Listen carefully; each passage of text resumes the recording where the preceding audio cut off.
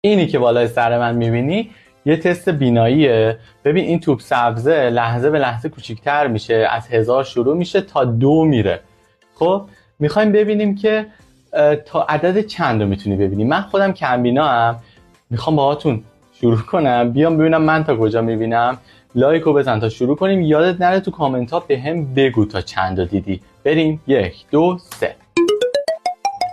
خب تا اینجاش که بسیار برای من اوکیه.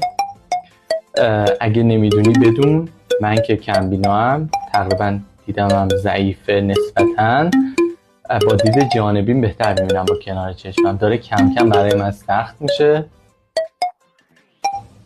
خیلی داره سخت میشه. خب خب دیگه نمیبینم. خب حالا میخوام ببینم شما تا چند میبینید. حتما تو کامنت ها برام بنویس تا چند رو میبینی. خیلی خوب داری پیش میری ولی من نمیتونم پیش بیام. تو داری خوب پیش میری. اگه از این دست ویدیوها خوشت میاد حتما صفحه‌مو دنبال کن، اطلاعات خوبی در مورد بینایی بهت میدم. و اینکه دمت گرم اگه داری میبینی. من که فقط دارم صداشو میشنوم. لایک یادت نره.